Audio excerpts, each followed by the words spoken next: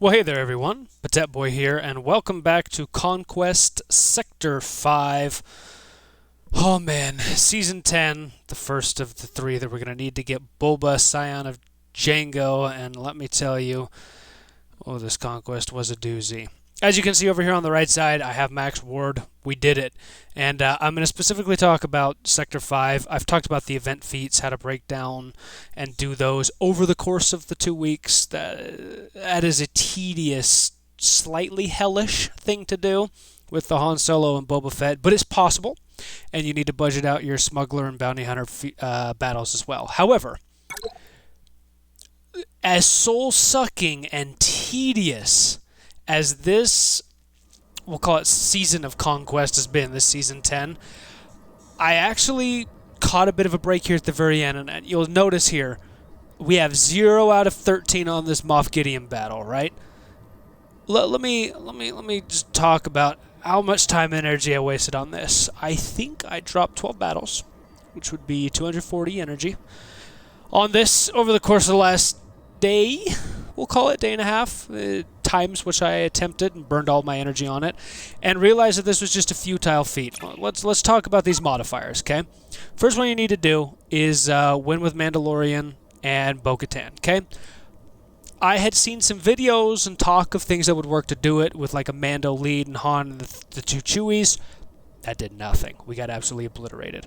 The other one, this Hokey Religions, win without any Sith or Jedi or underline Force users. I have no idea how the hell you're supposed to do that. I've seen a video with clones. I've seen a video with Rebels without CLS, and I would not even waste my time on that. So after spending so much time, I would have been able to beat it, but the problem I kept running into is I kept losing Bo, because she's just a pathetic piece of crap who dies instantly, and I have her R5 for Jedi Master Kenobi. She's not some G11, G10, G8 Gamorrean Guard 3-star piece of garbage. She's Relic. Here's the issue with these guys. This modifier is bull, okay? Whenever an ally is damaged, everyone recovers 5% protection and dispels their debuff, okay? The mark jumping around, that's not the worst thing. It's annoying, but it's manageable, okay? Once per turn, when a non-leader ally is defeated, revive the allied leader with 100% health, which cannot be prevented, right?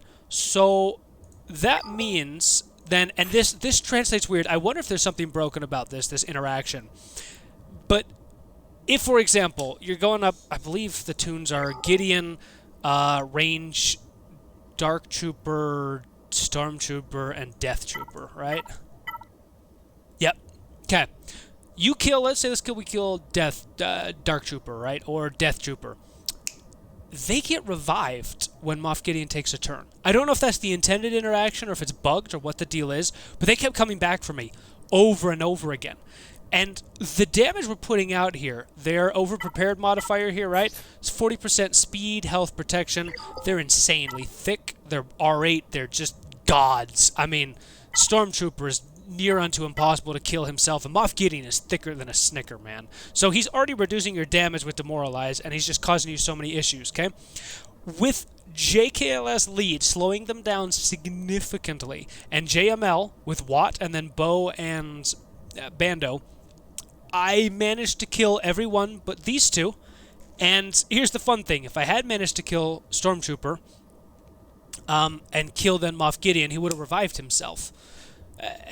And every time he took a turn, he would bring back like Range Trooper or Death Trooper, and I'd have to kill them again and then keep working on Stormtrooper.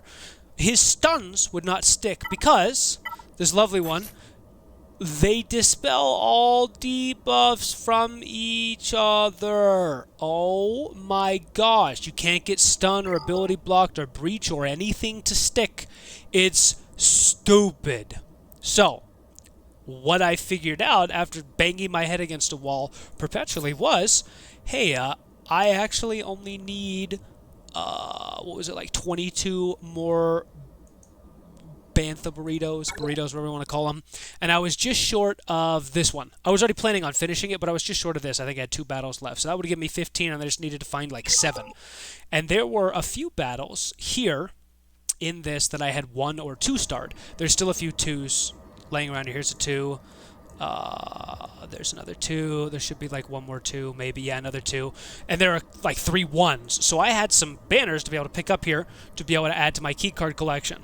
I went 1 keycard over what I needed to get max. I put myself at like, is it 426 or whatever the total sum that you need for hard.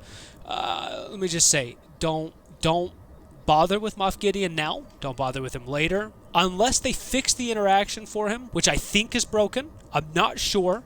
It might be as intended, and if so, it's a hellish, grueling nightmare that I timed out on, and I don't intend on ever attempting again.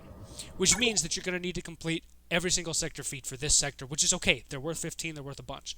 Defeating enemies with Mandalorians, you can do that. It's going to be tedious if you have a good Jango, if you have a good Bando, if you have a good Maul, if you have a good Bo-Katan, hell, if you have a good Canderous, whatever you have, use them. Kill people with Mandalorians, take the time, it's just 50 people, do it.